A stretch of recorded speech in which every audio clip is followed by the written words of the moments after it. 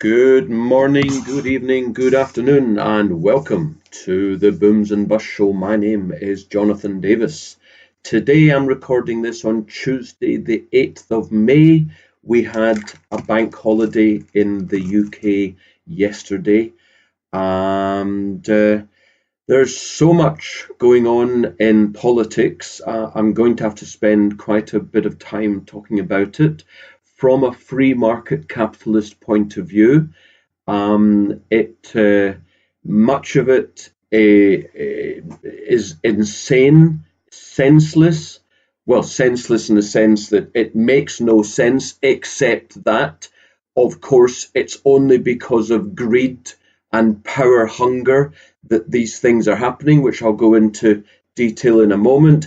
You know, anyone who's still a socialist in their 40s is either infinitely stupid or they're directly benefiting, profiting, etc.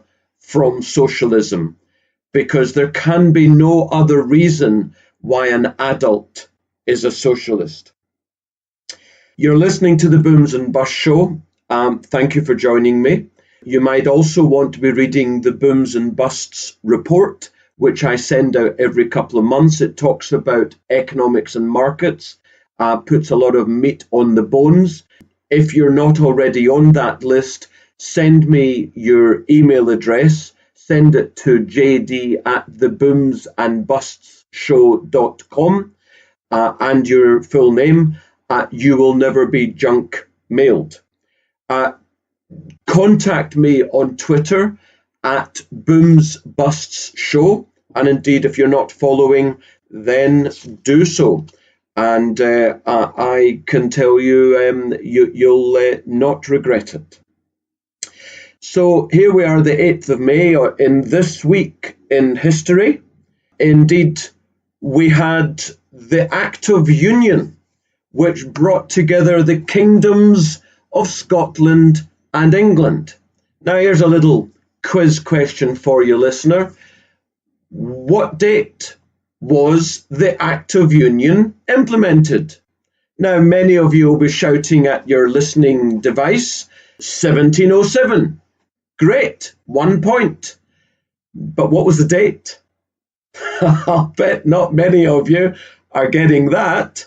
It was in fact on the same day as my birthday, the 1st of May. 1st of May, 1707. And you know what? That got me thinking. 11 years ago, when Tony Blair was in the final months of his prime ministership, Gordon Brown was just weeks away from telling the world that he had saved the world and he had ended booms and busts. Where do you think I got the name of this program from? It was the 300th anniversary of the Act of Union. And isn't it ugly that we didn't celebrate such an important date in our history? And of course, the reason why we didn't is because the politicians and the media didn't want it to happen. They didn't want us to have a sense of Britishness. They wanted us all to be European. 300th anniversary, no one mentioned it. Also in this week in history, on the same day, May the 1st, 1941, we had the premiere of what is argued to be the greatest movie of all time. Come on, all together now, Citizen Kane, with the absolute genius Orson Welles. I love the BBC Two series, Talking Pictures, I think it's called, and where they have snippets of interviews and bits from movies of particular film stars or directors from the golden age. And I loved the one with Orson Welles. And it was thrilling when he said, I think it was to Michael Parkinson, he'd have gladly given both his arms to have acted in The Godfather. I think he means to have played The Godfather, but you can't beat. It would be impossible to have beaten what Marlon Brando did with that incredible role. Also in This Week in History, we cannot go by without talking about May the 4th, Star Wars Day. And I've got a photo of Ms. Jody Berry of Panama City, Florida, from a newspaper, I think around 2007 or so. She's sitting in her lawyer's office. On Wednesday, it said, Berry, a former Hooters waitress, and if anyone knows Hooters, you might have a good idea of the type of work she did. She's just sued the restaurant where she worked, saying she was promised a new Toyota for winning a beer sales contest in April. Miss Berry, 26, believed that she had won a new car, but she was blindfolded, led to the parking lot, and presented with a toy Yoda.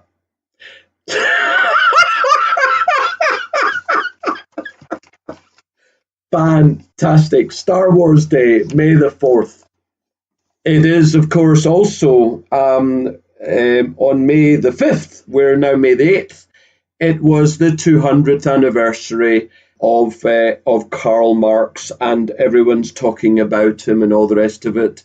And as someone tweeted, I wish I loved anything as much as the New York Times loves Marxism. Paul Mason, who used to be the BBC Newsnight economics editor, he wrote a piece for the New Statesman where he said, what Marx got right. Well, I'm now going to tell you in the next 10 seconds what Marx got right.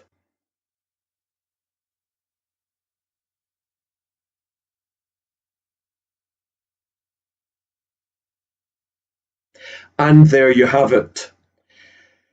About 120 million people were murdered in the name of socialism, be it fascism, Nazism, or Marxism, in the 20th century.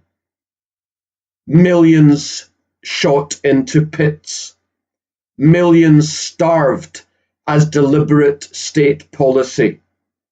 Millions arrested in the night and tortured to death.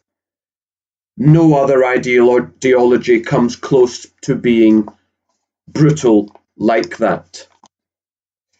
I saw John McDonnell, the shadow chancellor, the Labour Party, speaking at an event to celebrate Marxism. All I can say is in times gone by, that would have been a resigning offence, and he probably would have had to even leave Parliament. There have been pitchforks out for him. On the 200th anniversary of Karl Marx's birth, a poll has found that 49% of Brits think his socialist ideas are of great value. This is also known as, and I'm perfectly serious, 49% of the people living in Britain are utterly, utterly stupid. Interestingly, a similar poll in France showed it was 33%. Makes you think, doesn't it? Today in market history, is it today or is it? No, I beg your pardon, yesterday the 7th of May. What happened on the 7th of May, 1945? We had VE Day, Victory in Europe Day. The Nazis surrendered. If I'm not mistaken, Hitler committed suicide 2 days before.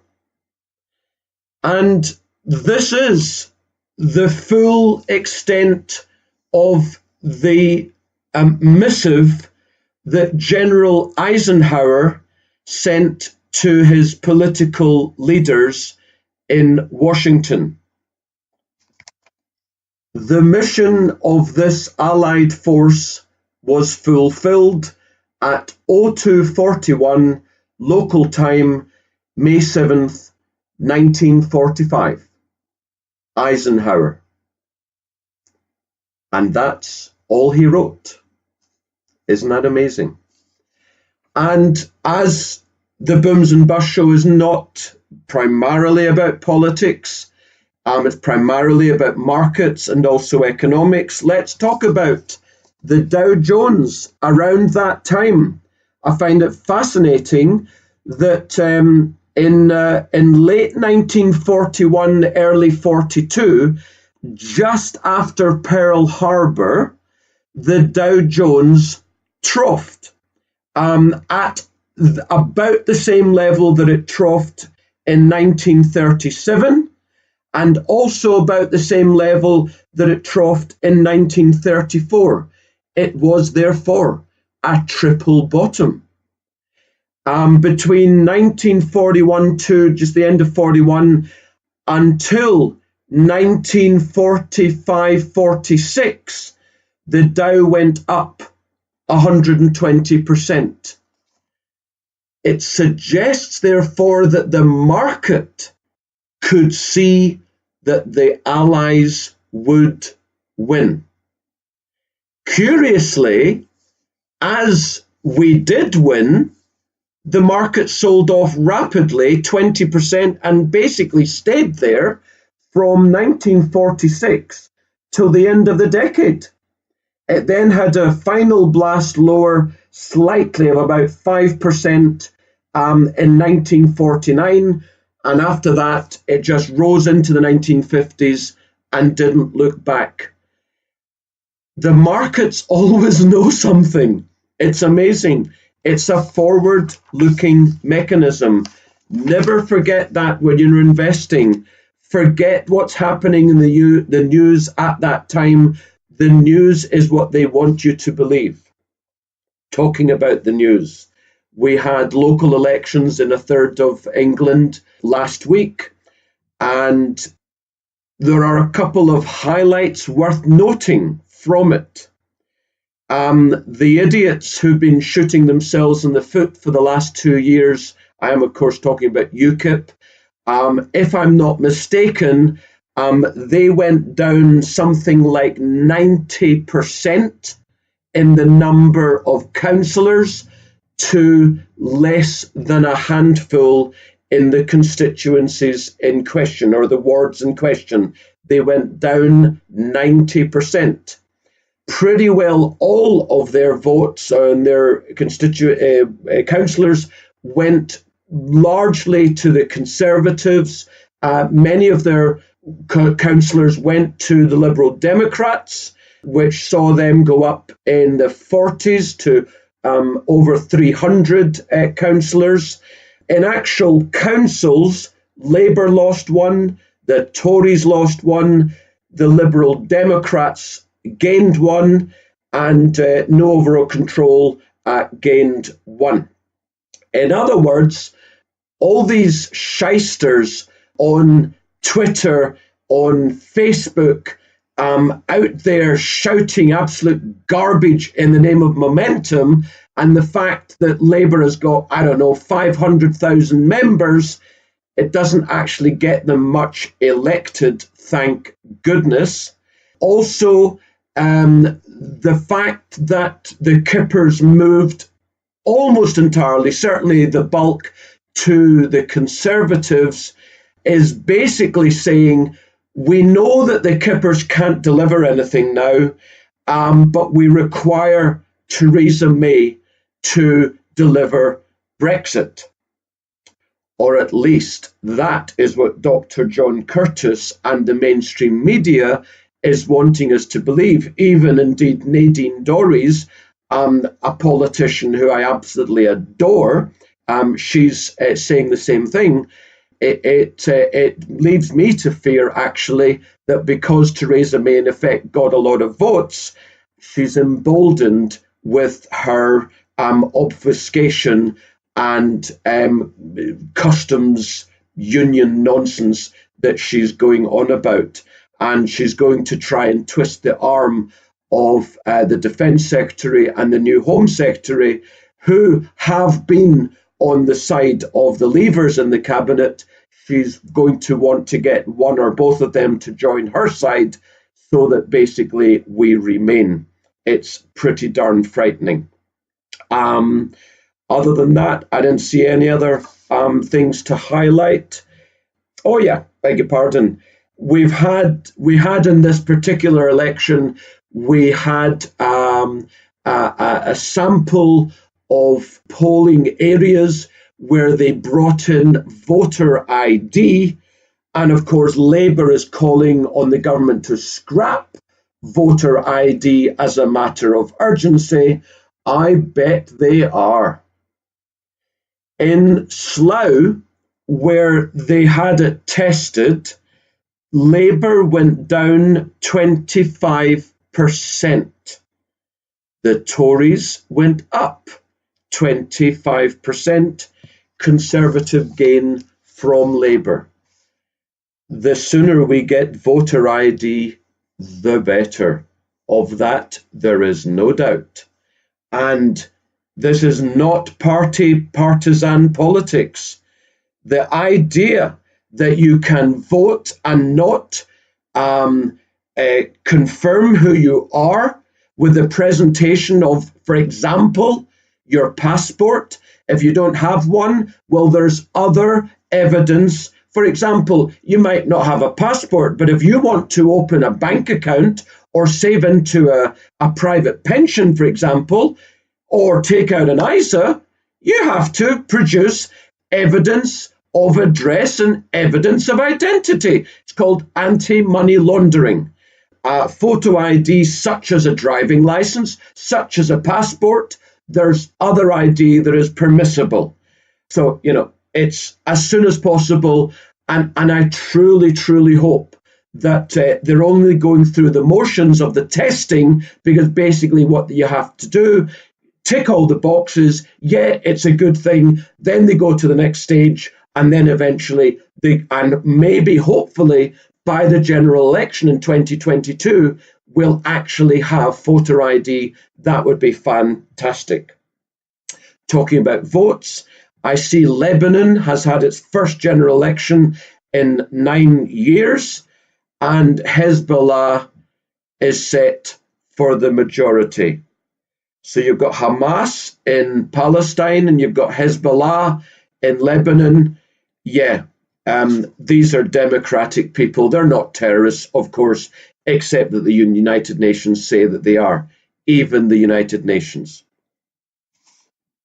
Did you see the absolute disgraceful sacking of 2 of the volunteer lifeboat crew up in Whitby, sacked by the Royal National Lifeboat Institution?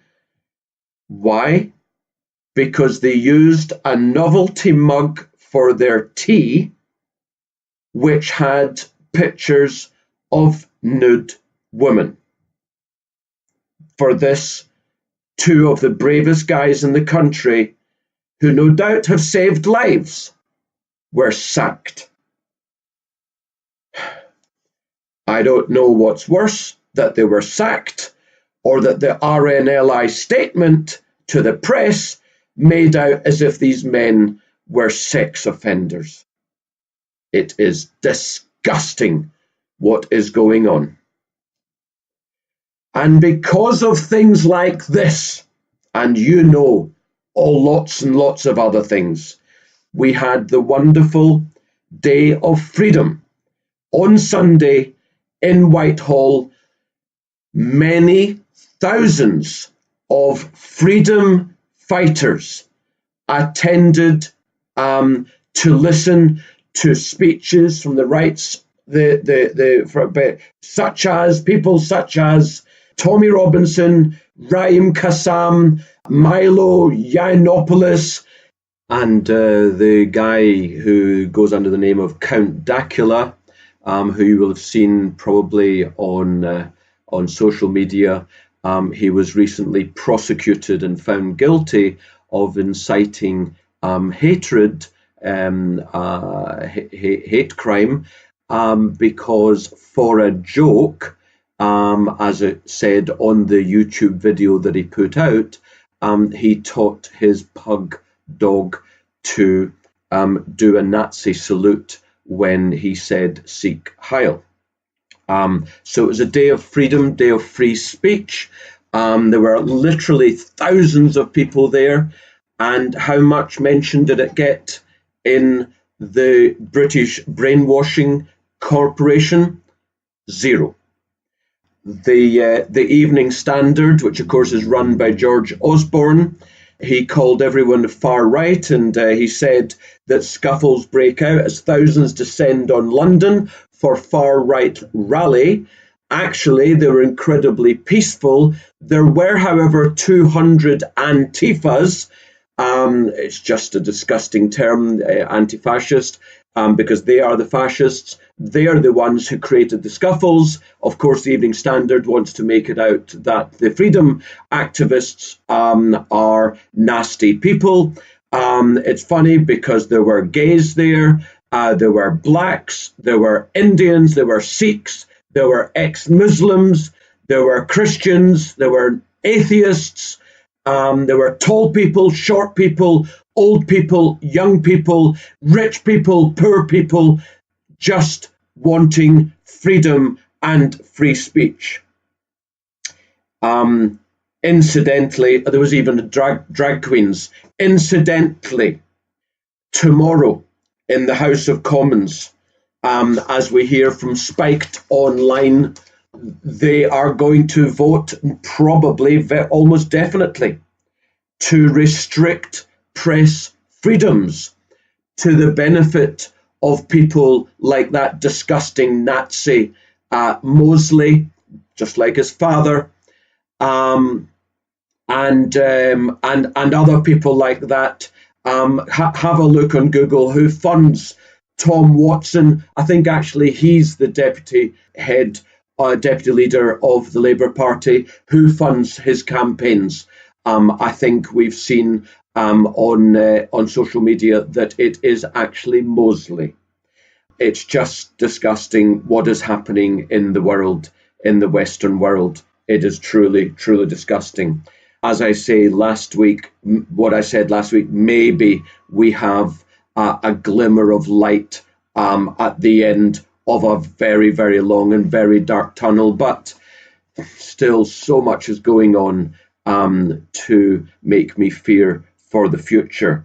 In terms of lack of privacy, if you're on Twitter, you will have received an email from them last week saying, we had an issue with passwords, don't worry about it, we've sorted it, but you might want to change your password. Listener, change your password and make it a strong one. Twitter did not encrypt the passwords. Why would a global tech company not encrypt passwords? Because Kim.com tells us, quote, based on my data security experience, and listener, it's of the highest order globally on a global level, I suggest this wasn't an error, but a deliberate effort to provide your passwords to US government agencies, unquote. If you haven't yet changed your Twitter password, do so immediately. Julian Assange, the WikiLeaks founder and publisher, is now 42 days isolated from visitors, press, and the internet. Over 2,700 days detained without charge. It's just disgusting. If the CIA ever got hold of this guy, we would never hear of him again. Moving to disgusting things in the money world. Do you know what? Over the next decade, the US government will spend nearly $60,000 per household just paying debt interest. It's unbelievable. And for things such as this, the US Postal Service last year made a loss of $2.7 billion with a B dollars. It should, on top of that, have made a pension contribution of $6.1 billion. It missed the payment. Its total unfunded pension liabilities now, just the Postal Service, is $125 billion. That's numbers we get from the Wall Street Journal. Just one government institution, unfunded pension liabilities, $125 billion. I see an interesting chart with colours of for each country in Europe, stretching from Iceland and Ireland over to Russia, Turkey, and Georgia, showing how many wars each country has been in since World War II. And actually, Switzerland and Belarus have been in none. And Russia has been in fewer wars than Britain.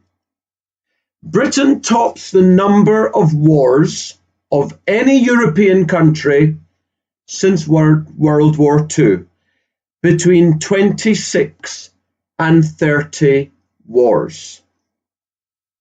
Frightening, huh? Big news overnight. The Attorney General in New York has just resigned.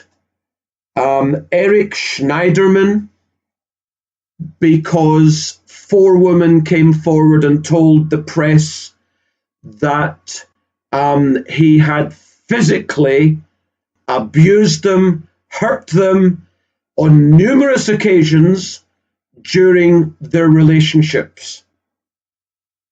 And there's another one, another prosecutor, she doesn't want to be named, she's saying similarly.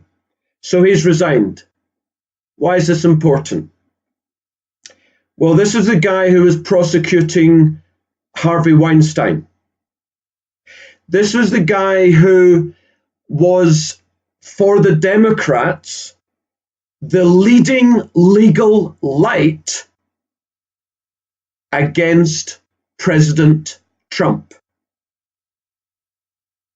This was the guy who was the shoo-in to be the next New York governor after Cuomo, and a likely 2024 presidential candidate. This guy was at the top of the tree in the Democrats. This is what Democrats are like. And by the way, the New York Times and the Associated Press, those bastions of press impartiality, they reported the story in a mealy-mouthed way, and they both waited till the 8th paragraph to mention in passing that he's a Democrat. And as I've just said, he's not just a Democrat. And these guys know that normal readers don't read beyond the 5th or 6th paragraph. So it's absolutely huge news. I mean, it's massive news in political terms in America. So what's the front page of the CNN on their homepage? Boris Johnson desperately trying to kill the Iran deal. John McCain and some other nonsense about the Met and an opera or something like that. It's not even mentioned. They wonder why they are going to go out of business, although it is true. Their partisanship has made them a lot of money. It's that frightening. Okay, 31.5 minutes. We're moving on to economics. You heard that in Argentina last Thursday week, so that'll be about the 26th or so of April, 2018. The Argentinian 7-day base rate, for want of a better phrase, the 7-day repo rate was 27.25%. As of now, a week and a half later, it's 40%. The 7-day base rate, 40%. It's practically the same as the base rate, which is in fact the overnight rate. And they're doing it because there's a massive run on the currency, and they've got rising inflation. And a conservative has come in. They threw away Kushner, bearing in mind it was the lefties, the socialists, who invaded the Falkland Isles in 1982. And they're trying desperately to shore up the finances, and hopefully Argentina as a country can stay alive, as it were. Well, this is what happens. Socialists destroy a country both politically, societally, and economically. And then we conservatives go in and we have to sort it out. But it's extremely, extremely painful in the relatively short term. So you think there's no inflation. You know how I keep banging on about inflation in the system. Well, here is a real life circumstance of how there is inflation in the system.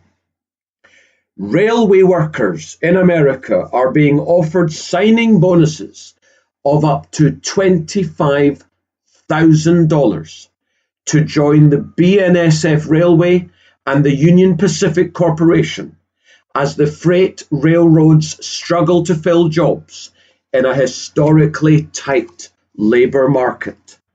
Union Pacific is offering $10,000 to $20,000, quote, hiring incentives, unquote, to train crews in cities like Denver, Kansas City, and North Platte, Nebraska, where its largest rail yard is located. The jobs pay an average of $40,000 in the first year and an average of $60,000 in the second, according to job listings. Electricians to inspect, repair, and maintain locomotives are being wooed with $25,000 signing bonuses to Union Pacific locations outside Milwaukee, in Hinkle, Oregon, a 3-hour drive from Portland, and elsewhere. If that isn't inflationary, I don't know what is. And when you think of the inflation that we've had in the second half of the 20th century, and still in the first 20 years of the 21st century, although clearly having fallen dramatically, it is interesting to note that over the past 700 years, worldwide inflation averaged 1%. And interest rates globally averaged just under 6%. And yet we've had tens of percent inflation in many parts of the world, including the West. And we have interest rates today, and have had for nearly a decade, of practically zero. Inflation is in the system, especially when, as I say, you've got oil now at $70 a barrel. It was $26 just over 2.25 years ago. For example, this is going to feed through to higher and higher interest rates. And indeed, I can pretty well guarantee to you that at the Federal Open Market Committee meeting in June, there will be another interest rate rise, which will take the US rate to 1.75%, bearing in mind only in December 16, it was 0.25%. You're looking at a 1.5% rise over 1.5 years. And that is the rate of increase that they're likely to continue. And that, of course, will affect global interest rates. Related, of course, to how the world is changing and what we should be investing in, Volkswagen Audi Group, the huge industrial concern, has just in effect placed an order for electric car batteries to the amount of $48 billion. Remember, VW makes more cars in 4 days than Tesla makes in a year. You got uranium? I often talk about the Purchasing Managers Index and output growth, the composite numbers, which is services and manufacturing. For Europe, we've got Ireland at 57.6, France 56.9, Spain 55.4, Germany 54.6, Italy 52.9, and going to the Far East, China, it rose slightly to 52.3. I remind you that above 50 is expansion, below 50 is contraction. Where is this slowing economic growth that everyone's telling me about? I don't see it. Indeed, I wonder why the oil price has been soaring. I wonder how we can say that we have economic growth, because the International Energy Authority tells us that world oil demand rose from 16 to 17 by 1.6%, or 1.5 million barrels a day. This is materially higher than the average annual increase in world oil demand for the prior 10 years of 1% per annum. There is a lot of economic growth going on, listener. Get used to it and stop listening to the doom and gloom merchants. However, in the long term, if you're not looking after yourself financially, no one's going to look after you. No one's going to bail you out. And I see from Catoosa Research, median retirement savings of US households for those in the age bracket 56 to 61, the median retirement savings is merely $17,000. They're toast.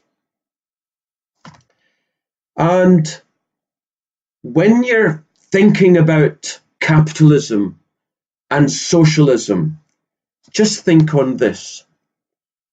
Prior to the creation of the terrible 8-tentacled monster in the deep, the creature from Jekyll Island, look it up if you don't know what I'm talking about.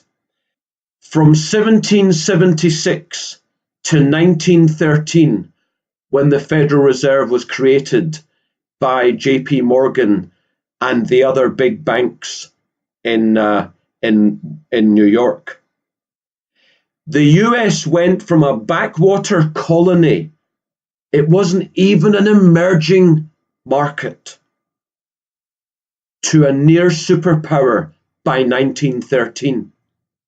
There was no Fed, no central bank. There were no income taxes. The government was tiny. The economy boomed.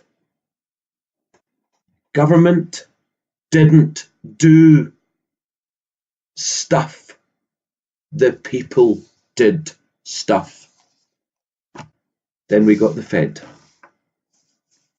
And I hear that some people, some of the hundreds of PhD economists at the Fed are worried about the possible signals being given out by what's called a flattening yield curve. It's to do with the differential between longer and shorter term government borrowing rates. I won't go into detail. As they're worried, I think this story is going to be helpful. And it took place about, I think it was about 100, maybe 80 years ago. It was autumn. And members of a Native American tribe asked their new chief if the coming winter was going to be cold or mild. Since he was a new chief in a modern society and had never been taught the old secrets of nature, he looked up at the sky and had no clue what to do. To play it safe, he replied to his tribe that the winter could definitely be cold and that they should collect firewood early, just to be prepared. So the members began gathering wood. Being a practical leader, he figured he should also use the resources available to the modern society. He went to the village telephone and he called the newly established National Weather Service and he asked, "Will this winter be cold?" And the forecaster replied, "As of now, it looks like this winter is going to be quite cold." So the chief went back to his tribe and told them to collect even more wood. A week later, he called the National Weather Service again and asked for an update. "Yes," the man at the National Weather Service again replied, "based on incoming data, this winter is looking to be colder than we expected." The chief was surprised, but again went back to his tribe, told them that this might be a very cold winter, and asked them to collect every scrap of wood they could find. A week later, the chief called the National Weather Service yet again to obtain a new answer. "Are you absolutely sure that the winter is going to be very cold?" "Positive," the man replied. "It's going to be one of the coldest winters ever." "Really?" the shocked chief exclaimed. "How can you be so sure?" "Well, primarily," the forecaster replied, "the Native American Indians are collecting firewood like crazy."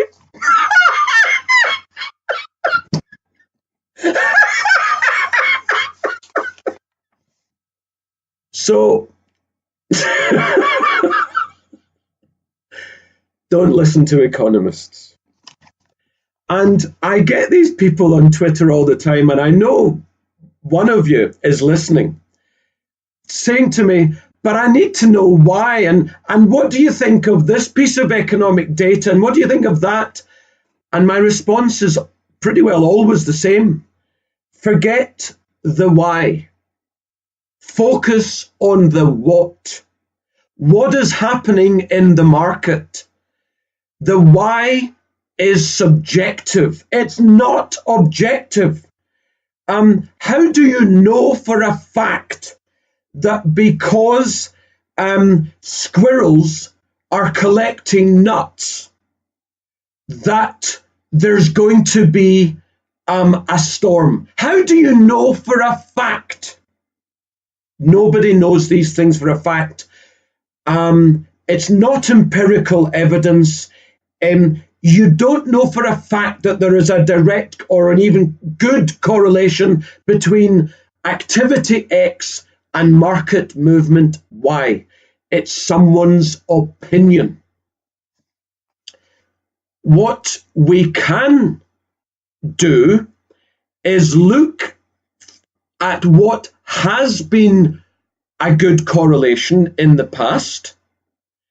And for example, we see that the leading economic index has, given enough time, when it has gone negative, it has shown recessions then come.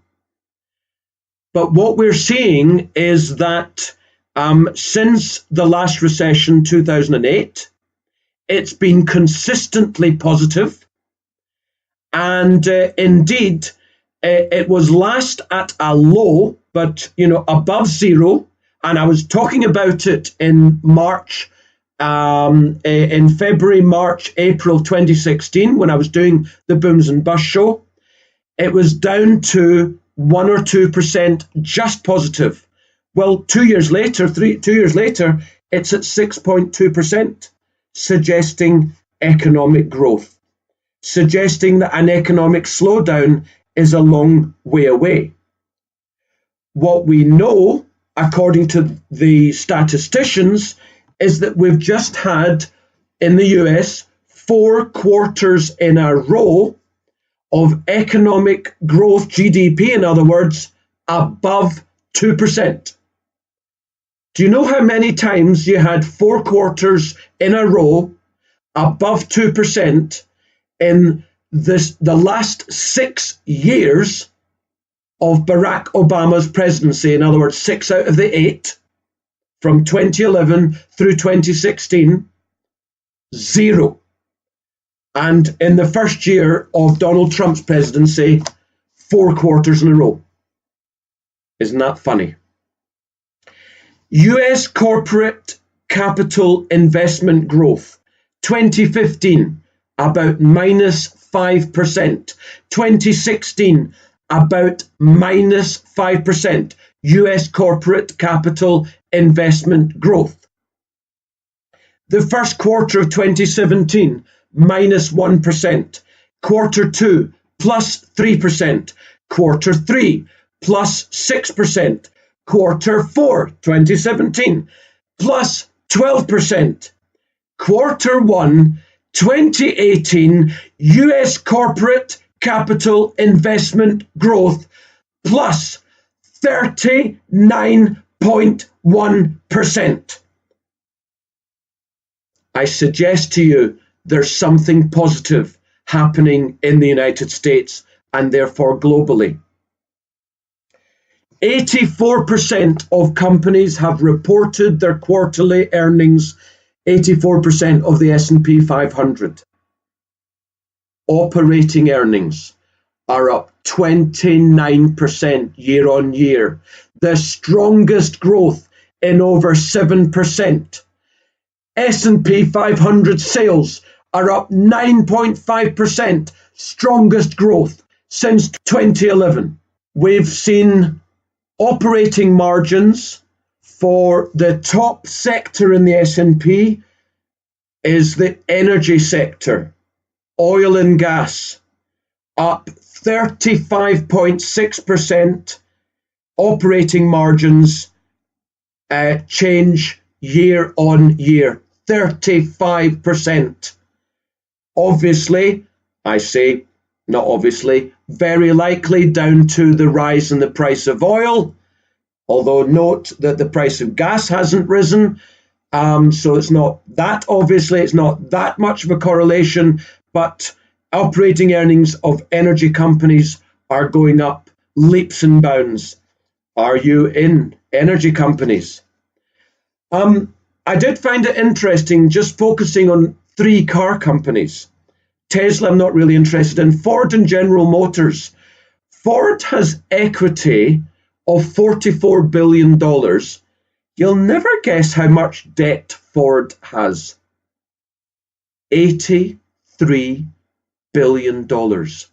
Ford has debt of $83 billion, nearly twice the amount of equity financing.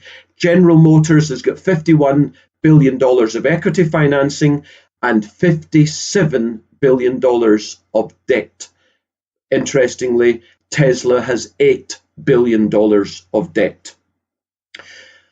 That's an astonishing amount of money that Ford and General Motors owes, isn't it? Astonishing. And I read something about Ford. from, is it 2020 or 2023, something like that. They're going to stop making sedans and cars, light trucks. They're just going to SUVs. No, not SUVs, but they're just going to stop manufacturing whole swathes of the company that made it the company that it is. Absolutely fascinating. So much is changing in our world. Apple's just come out with its earnings, and importantly, it announced a $100 billion share buyback program. Forget the morals. Forget whether you think it's a good idea or not. They are going to do it. I told you already that US companies are going to buy back $800 billion this year. It's going to go into the hands of investors. Then you add on the dividends. What are they going to do with the money? They're going to reinvest it. If you think that share prices are lackluster, you don't know what you're talking about. Europe and Japan broke out this week to 3-month highs. In the S&P, there's a lot of ways of looking at what we call market breadth. In other words, how is the spread of companies doing as opposed to, for example, a particular sector, such as the tech sector or the FANG companies, what is that? Facebook, Amazon, Netflix, Google. There's another A in there. I can't remember immediately what it is. One simple way of looking at market breadth is to look at new highs, price highs relative to number of companies seeing price lows. And then you look at the new highs to new lows chart and whether or not you're seeing the number of new highs rising in relation to the number of new lows, or if it's falling. And then compare all that to what's actually happening in the index. So I'm looking at a chart of the S&P new highs and lows, and of course the price of the S&P topped out at the end of January, and we saw the number of new lows relative to the number of new highs at minus 475. So 475 out of 500 companies were seeing new lows in prices relative to new highs.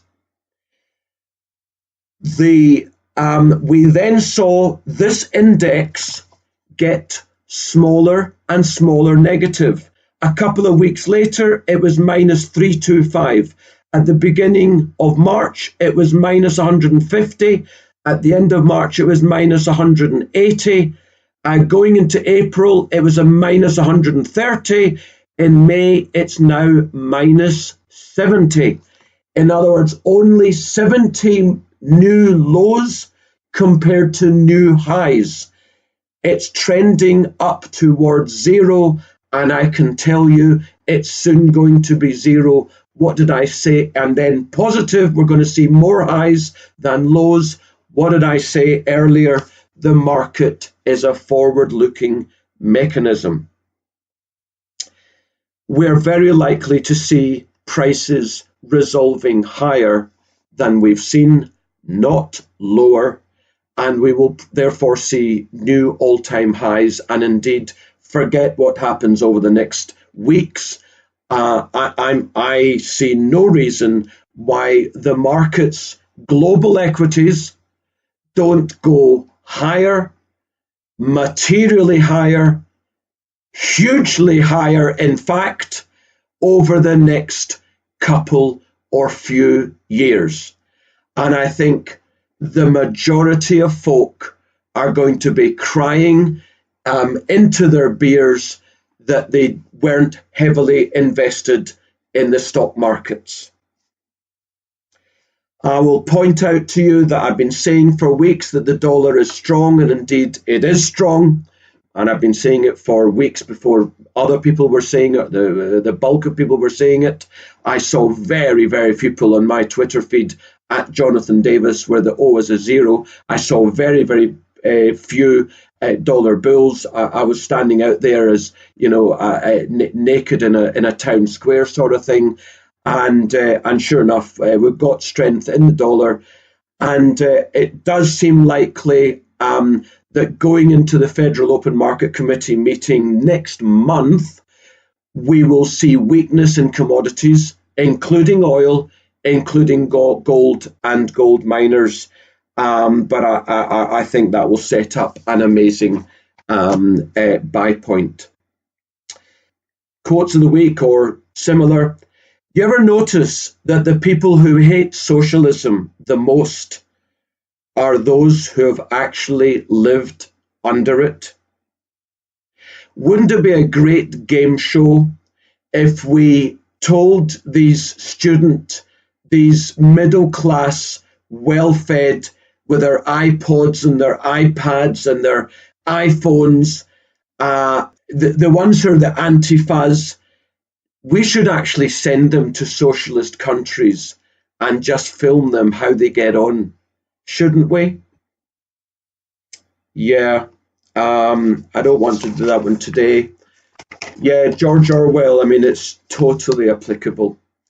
The further a society drifts from the truth, the more it will hate those that speak it. Listener, I've had a blast.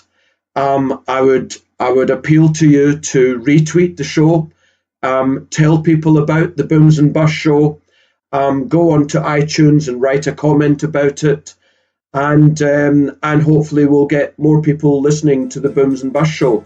If you think it's worth doing, then please let other people know. I'll see you next week.